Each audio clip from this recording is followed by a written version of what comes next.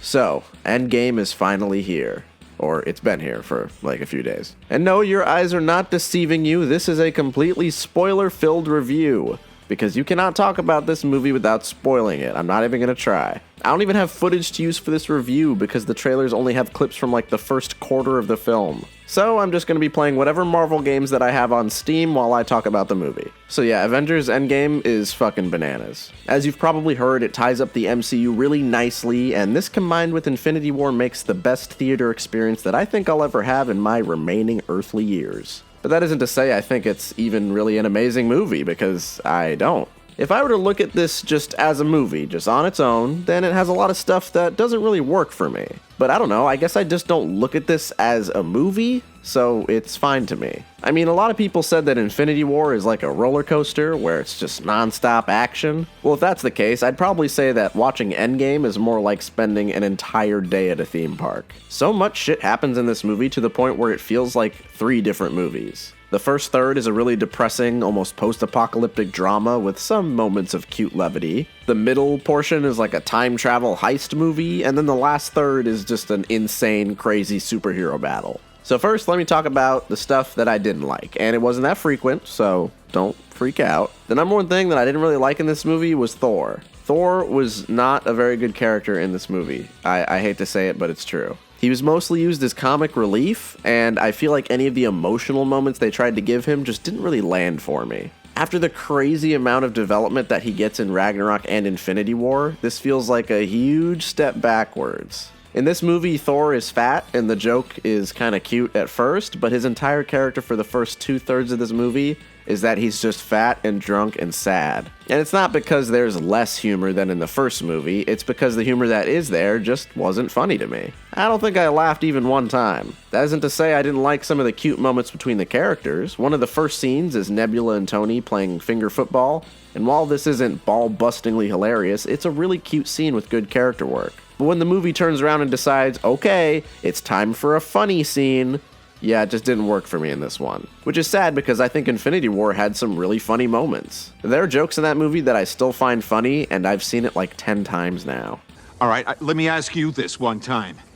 What master do you serve? What master do I serve? What am I supposed to say, Jesus? However, while this movie isn't as funny as Infinity War, it is more emotionally resonant, which I'll talk about later. The next thing I didn't like was the pacing, and a lot of people say that this movie doesn't feel like it's 3 hours long, but I totally disagree. Because a lot of scenes were just too long, or they didn't really need to be in the movie. I legitimately feel like they could have trimmed this movie down to 2 hours and 45 minutes, but they got the okay to make it 3 hours, so they just stuck with it. I like the little scenes of character development, like Tony hanging out with his kid and talking to his dad in the past, but I think that those scenes were just badly paced. I feel like they could have just made them a little snappier. I think that there is a way for the scenes to serve their purpose in a more concise way, but that's just me. I've always said that less is more, and I stand by that. And the last thing I didn't like in this movie was the lack of clarification, I guess. For instance, the Avengers come up with a plan to go back in time and steal the Infinity Stones from all the previous movies. But I wasn't really sure what they were gonna do with them once they got them. They said they want to bring everybody back,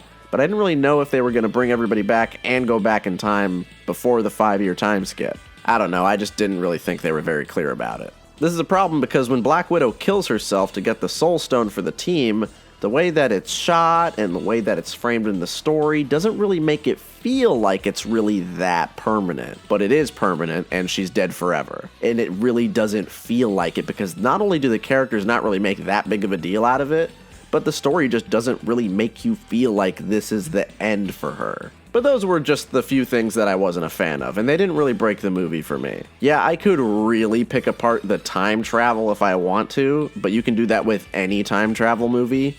If you ask me, this movie does better than most time travel movies at staying true to its own rules. There are a few little moments that are kind of flimsy, but for the most part, if you don't think about it that much, it works just fine. The characters tell you many, many times not to worry about the time travel. Just don't think about it like you think about other movies. They tell you this over and over again. The time travel is just a device to get the story moving forward and to show us cute moments of fan service. And that's basically what this movie's all about. It's mostly just a love letter to all the other Marvel movies. And as someone who's more than a little invested in this series, I definitely got a lot out of this. The time travel stuff was so fun. Once I realized this is what they were doing in this movie, I was all in. Everything else in this movie worked perfectly fine for me. I really like that Thanos isn't around that much because he was dominating the whole last movie. Instead, this is a movie about all of the original Avengers. For instance, Captain America didn't really get to do anything in the last movie, and now he's basically the main character next to Tony Stark. And all of the characters get good moments in this movie. Tony dies and Cap retires, just like I predicted fucking months ago. And it really solidifies that this is very much the Captain America and Tony Stark movie. It's all about them and how they've changed over the course of this entire franchise. I love that Tony's last line before he dies is, "I am Iron Man." You know, moments like that just show me that this movie is written by people who give a shit. Captain America going back to live his life in the past is perfect for this version of this character. His work is done. He finally got some fucking rest. And I'm really glad that this movie doesn't have Spider-Man or Black Panther or any new characters to distract us from the story that's being told here. Even Captain Marvel's not really around for most of it, which is a good thing. This movie is about the original goons, and I really appreciate that. But even outside of Tony and Steve, the other characters get a lot of good shit too. For once, I can actually say that I like Black Widow. And if you guys know me, that's not something I ever thought I was gonna say. She finally had real character moments. She has something at stake for once. You can really feel how much the events of the last movie affected her. And even Nebula, a character that I never really cared about, is really good in this movie. Karen Gillan gives her these subtle physical quirks that make her actually feel like a cyborg alien. I forgot that she was being played by a human woman.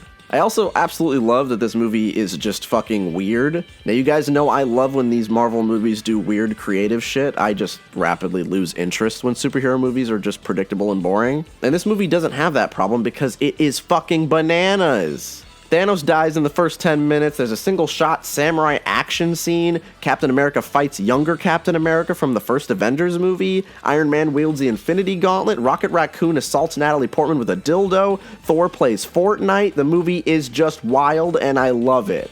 I don't look at these movies as masterpieces of cinema, okay? I look at them as fun action-adventure movies, and this is a fun action-adventure movie. It honestly feels like reading a really big Avengers trade paperback in one sitting. I've said before that Infinity War felt the closest to reading a comic book, but now this is definitely closer. If you've never stayed up really, really late trying to finish a comic book, this is what it's like.